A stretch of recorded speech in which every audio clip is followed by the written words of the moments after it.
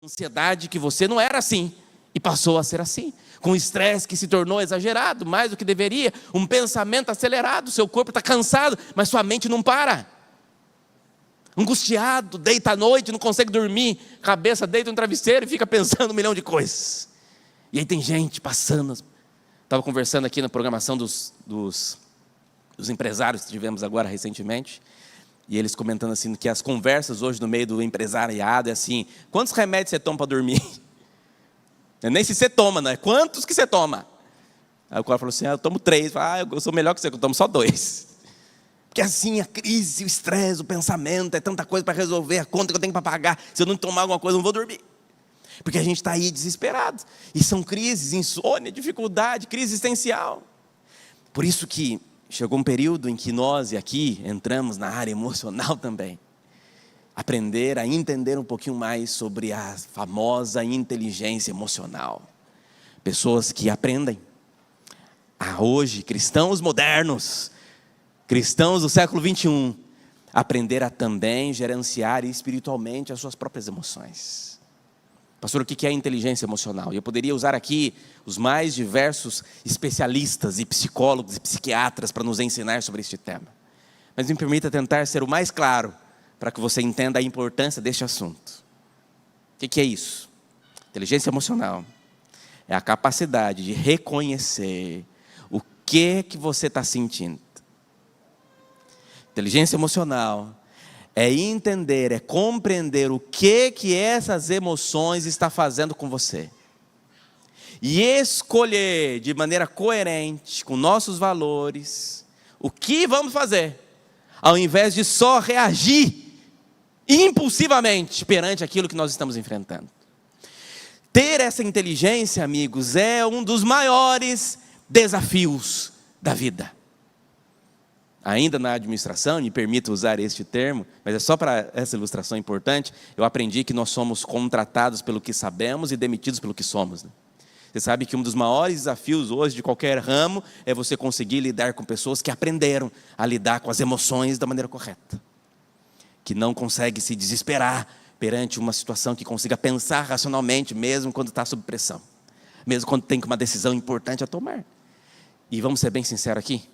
No mundo que exige tanto de nossas emoções saudáveis, só existe uma forma bem sincera de fato, conseguirmos começar a ter uma inteligência emocional mais verdadeira. É pedir a Deus. Só Deus que fez as nossas emoções, para nos conseguir nos ajudar a pensar e a viver as emoções da maneira correta. Depois disso, Deus colocou à nossa disposição vários profissionais que podem nos ajudar nesse processo. Mas é entender que o nosso Criador sabia que as emoções fariam parte da nossa vida.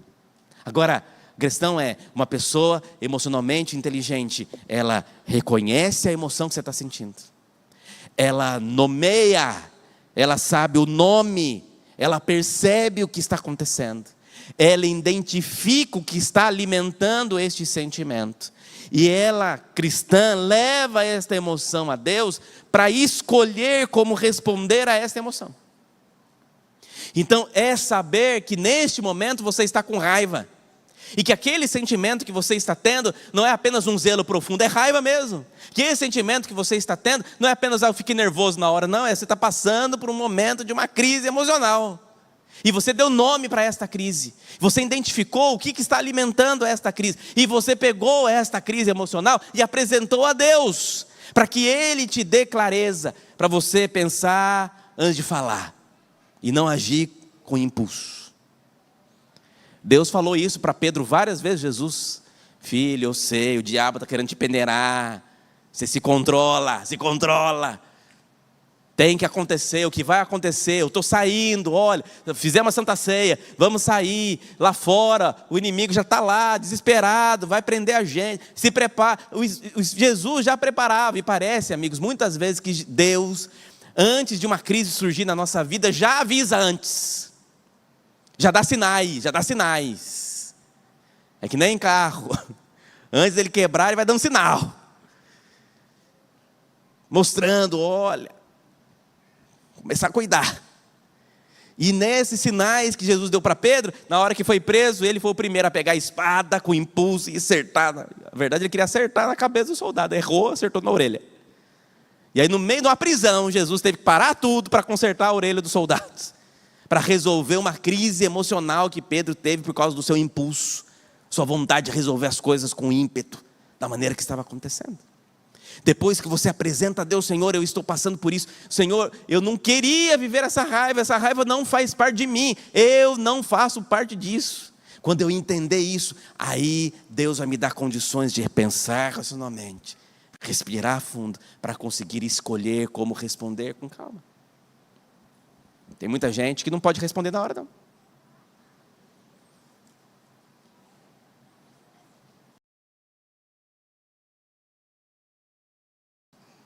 Recebe a mensagem no WhatsApp. Ele lê a mensagem não conforme a pessoa escreveu. Lê a mensagem conforme ele está. E se ele já está com raiva, ele lê a mensagem com raiva. Porque a palavra do outro está com raiva. Está vendo o impulso? É assim, a gente é assim. E aí a gente tem que parar a nossa vontade de responder na hora, com a mesma raiva que eu estou sentindo, porque na cabeça minha, a raiva dela está passando aqui. Mas às vezes não é assim. Às vezes depois você vai entender que não era exatamente aquilo. A palavra é fria. A palavra não apresenta o sentimento às vezes. E aí você tem que ter sabedoria. Amigos, ter inteligência emocional é saber dizer: eu estou com medo, mas eu não sou apenas o meu medo. Eu estou ansioso, mas minha ansiedade não conhece o meu futuro. Eu estou triste, mas a minha tristeza não tem autoridade para declarar para mim que a minha história terminou. Eu estou ferido, mas eu não preciso ferir outras pessoas porque eu estou ferido. A maneira como nós lidamos com várias situações relacionadas a crises emocionais diz também muito sobre a fé que nós desempenhamos. Como você consegue ficar tão calmo no meio dessa crise? Como você consegue ficar tão calmo quando alguém te afronta dessa maneira? Não é você, é Deus que está usando você naquele momento. Porque a Bíblia diz que a palavra branda acalma, abranda o furor. Eu não preciso gritar mais alto que ele, porque eu não sou assim. Isso não me representa. Eu não preciso me abaixar ao nível de alguém que está tentando me humilhar ou me afrontar. Eu posso pedir sabedoria a Deus para conseguir passar por isso. E isso é difícil, né? Mas você entende que isso é necessário, porque nós somos servos do Senhor e vivemos com o Senhor. Querida Igreja Central de Vitória, nessa série que estamos trabalhando de temas tão importantes e delicados, precisamos entender que fé não é negar o que eu sinto. Fé é impedir que aquilo que eu sinto se transforme no Senhor da minha vida. Fé é entender que eu fui liberto por Jesus. E como alguém liberto por Jesus, eu aprendi, escute igreja, eu aprendi que eu não posso ser escravo das minhas emoções. Eu fui liberto por Ele. E tem hora que você tem que falar: Senhor, me ajuda. Quem aqui que já foi fechado do trânsito por um filho de Balaão que acha que tem que correr mais do que você, não deu a vontade de acertar o carro da traseira dele? Essa é vontade. Mas aí num minuto, num segundo você para e pensa: mas espera aí, o trabalho que isso vai dar. Mas eu não sou assim. Eu não sou isso, isso não me representa. Eu não posso ser escravo desse sentimento agora. É Deus que tem que agir. Amigos, minhas emoções são mensageiras importantes, mas são péssimas governantes. As minhas emoções me mostram muitas coisas, mas não podem governar a minha vida. Eu devo ouvi-las, eu devo compreendê-las, eu devo levá-las a Deus, mas eu não preciso obedecer cegamente a tudo que elas dizem. Eu posso entender que Deus me deu um espírito de sabedoria para tomar essas decisões. O Espírito Santo pediu para que, ao trazer essa mensagem para a minha igreja nessa noite, eu estou muito feliz de ver todos vocês aqui, porque talvez uma pessoa que está aqui hoje precisava ouvir isso. Você precisa se cuidar. Você não é uma máquina. Descansar não é fragilidade. E entender que você precisa estar bem, porque existem mais pessoas que precisam de você. Então cuide-se emocionalmente, cuide da sua saúde física, aprenda, não tem jeito, escolha algo que você gosta de fazer, mas faça, é uma luta para mim. Eu odeio academia, todo final do ano eu prometo, Senhor, esse ano vou botar, odeio, mas tem que escolher alguma coisa, o meu corpo precisa, e porque outras áreas da minha vida serão afetadas se eu não estiver bem fisicamente, mentalmente, espiritualmente. É esse tipo de saúde que Deus espera de mim, sempre. Como que você tem vivido isso? Como você tem colocado isso? Segunda lição. A primeira, no meio da crise, eu preciso entender como eu estou. Mas a segunda, eu preciso também compreender que Deus age através das crises. Escute o que eu vou dizer. O próprio apóstolo Pedro, no texto que nós lemos lá no começo, já nos dizia que o Deus de toda graça, que em Cristo chamou a sua eterna glória, depois de vocês terem sofrido por um pouco, Ele mesmo, vocês sofreram, e esse Deus que sabe que nós enfrentamos sofrimento, e muitas vezes você pergunta, Senhor, por que o Senhor permitiu que eu sofresse? Não, Deus não queria que eu sofresse, amigos. E deixa eu fazer um parênteses extremamente importante sobre isso aqui. Sonho de Deus para mim: o Senhor é o meu pastor e nada... Misericórdia, igreja, vou tentar de novo. Sonho de Deus para mim: o Senhor é meu pastor e nada... Ele me faz andar por pastos verdejantes. Ele me leva para águas tranquilas, de descanso. Ele refrigera a minha alma. Ele me guia por veredas da justiça, por amor do seu nome. Esse é o sonho de Deus. Mas aí a realidade existe. E a realidade diz que nós vivemos nesse mundo mau, que está com os dias contados.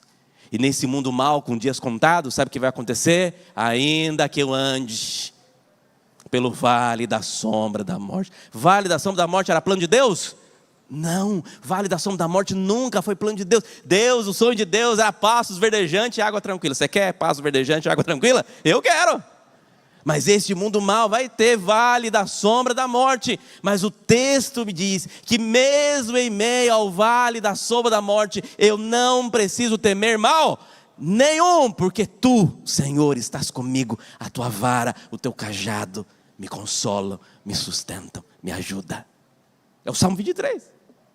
Amigos, o texto de 1 Pedro 5 diz que mesmo eu tendo passado por esse sofrimento, este Deus que enxerga a minha vida, Ele pode usar isso para me aperfeiçoar, para me firmar, para me fortificar, para me fundamentar. O que é aperfeiçoar? É melhorar.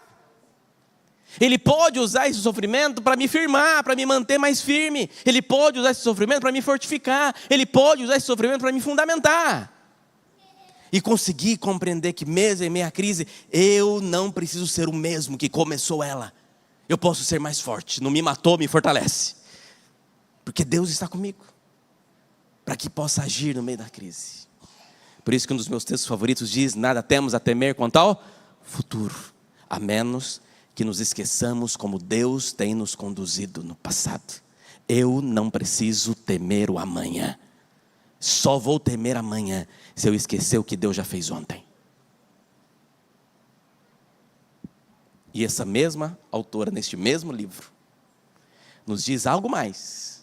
Olha essa próxima frase. Ela diz assim: ao recapitular nossa história passada, havendo revisado cada passo do progresso até o nível atual, posso dizer: louvado seja Deus. Ao ver o que Deus tem realizado, eu me encho de admiração e de confiança na liderança de Cristo. Eu posso olhar para Jesus e entender que aquilo que Ele já fez me trouxe até aqui, e até aqui me ajudou o Senhor. Mas daqui para frente, o mesmo Deus que me guiou até aqui, continuará me guiando até Jesus voltar. Eu posso continuar confiando na liderança de Cristo. E se hoje eu não estou entendendo porque isso está acontecendo, posso compreender amanhã que eu não escolheria nada diferente se hoje enxergasse com os olhos de Deus. Que é a maneira como Deus enxerga. É por isso que o texto lá diz: humilhe-se perante a poderosa mão de Deus. O que é isso, pastor? Isso significa que eu não posso controlar as pessoas, que eu não controlo todas as respostas, que eu não controlo todos os diagnósticos, que eu não controlo todas as circunstâncias, que eu não controlo o amanhã, mas que eu conheço aquele que controla todas as coisas. Eu conheço aquele que controla tudo. É por isso que eu preciso me humilhar perante a mão dele, para entender que quando está no meu controle, Deus tem que me livrar de mim mesmo. Mas quando está no controle de Deus, não tem impossível para o Senhor. Tem milagre dele. E ele é bom em milagre. E é por isso que a minha terceira e última lição de hoje é que eu posso aprender a enxergar além da crise. Tem uma história bíblica que eu gosto muito, é de Caleb. Caleb, lá em Números capítulo 14, versículo 24, diz que ele volta para trazer o seu relatório depois de ter ido ver a terra. E Números capítulo 14, 24, diz que Caleb diz assim: porém o meu servo Caleb, visto que nele houve outro espírito, e perseverou em me seguir, eu o farei entrar na terra que espiou, a sua descendência possuirá. Eu quis trazer este texto, amigos, e eu preciso que você entenda agora, enquanto as crianças estão indo lá para o coral. Isso, agora olha para mim, pronto. Olhou? Essa expressão, nele houve outro espírito, significa que ele era tão cheio do Espírito Santo, que ele enxergava a sua vida com a ótica, com o óculos do Espírito Santo. E quando ele foi ver a terra e chegou lá, tinha gigante. Chegou lá, a cidade era fortificada. Chegou lá, o dilema era gigante. Ele não enxergou como os demais enxergavam com os olhos dos homens. Ele enxergou com a lente do Espírito. E ele percebeu que aquele dilema que ele iria enfrentar, que aquela batalha para conseguir chegar à terra, iria se concretizar porque Deus prometeu a terra. Então valeria lutar, porque aquilo que Deus prometeu, Deus não é homem para mentir, nem filho do homem para se arrepender. Ele podia olhar com os olhos de Deus. Tem um provérbio oriental que diz: é muito melhor acender uma vela do que amaldiçoar a escuridão. É melhor você pensar numa solução do que somente reclamar que está escuro demais, que não tem solução, que está difícil para conseguir passar por isso. Amigos, Lucas 21, 28 diz: ora, quando essas coisas, quando essas crises, quando essas guerras, quando esses problemas financeiros, quando essas lutas começarem a acontecer, levante a vossa cabeça, porque a sua redenção se aproxima. Quando essas coisas começarem a acontecer, olhe para o céu. Olhe para o céu. Eu já contei aqui, mas vou contar de novo. Eu gosto muito dessa história, deste fazendeiro no litoral americano, que não estava conseguindo nenhum funcionário para trabalhar em sua fazenda, porque era uma região de ventos fortes, onde passava muito furacões. Ele, um funcionário já idoso, foi pedir trabalho nesta fazenda. E na conversa com aquele funcionário, o fazendeiro perguntou: você sabe cuidar das ovelhas? Você sabe cuidar do curral? Você sabe cuidar do celeiro? Você sabe cuidar da fazenda? E ele, com muita calma, tranquilidade, espírito cristão, olhou para aquele fazendeiro e diz: olha, Senhor, eu tenho muitos anos de experiência, mas uma coisa eu posso dizer ao Senhor: eu posso dormir enquanto os ventos sopram. O fazendeiro olhou para aquele rapaz e pensou assim: não entendi muito bem a sua resposta, não era isso que eu que esperava escutar, mas estou precisando tanto do trabalho que vou te contratar. Tá bom, eu posso dormir enquanto os ventos sopram, ok. Aquele senhor, bom trabalhador, trabalhou bem na fazenda. Mas um dia, de madrugada, aquele fazendeiro acorda com barulho de tempestade, ventos uivando. E ele, desesperado, levanta, vai correndo lá para o quarto onde dormia aquele funcionário, e tenta acordar o funcionário, e o funcionário dormindo, sono pesado, apagado. Acorda, olha a tempestade, acorda. E o vento soprava: acorda, vamos correr, tem que guardar os animais, tem que fechar o celeiro. as janelas, acorda. E aquele senhor dormindo, e ele da última tentativa, ele acorda assustado. Pois não, Senhor, chuva, furacão. Fazendeiro, eu não falei para o Senhor que eu posso dormir enquanto os ventos sopram? O fazendeiro ficou bravo. Como é que pode? Mas peraí, deixa eu correr. Porque... Saiu correndo e o rapaz voltou para dormir. Quando ele chegou lá, todos os animais estavam bem guardados, todas as janelas estavam bem fechadas, todo o alimento estava bem montadinho, com lona por cima, trancado dentro do celeiro. Todo o trabalho tinha sido feito com tranquilidade, para que quando aquela tempestade passasse, nada fosse perdido. Ali, ao olhar para aquela cena, aquele fazendeiro entendeu por que aquele funcionário podia dormir enquanto os ventos sopram. Você pode dormir enquanto os ventos sopram. Amigos, 1 Coríntios 15, 19 diz: se a nossa esperança em Cristo se limita apenas a esta vida, nós somos os mais infelizes de todos os homens. Se toda a sua realização física e pessoal se limita apenas a esperanças neste mundo, querida igreja, é a esperança que nos mantém em pé. Se você olhar apenas para essa terra, a sua vida será apenas apagar um incêndio para ver outro começar. Se você olhar apenas para essa terra, a sua vida vai ser enfrentar uma crise para sobreviver por ela, para que outra possa chegar. Se você olhar apenas para essa terra, você vai ver apenas saindo uma guerra e outra começando. Mas ainda bem que existe um Deus que nos deu esperança. Enquanto temos esperança, sabemos, amigos, que tudo isso aqui vai passar. Tudo isso aqui não vai durar para sempre, mas em breve teremos um rei aparecendo nas nuvens dos céus, e todos os seus problemas, todas as suas crises, todas as suas angústias acabarão pela presença do Senhor.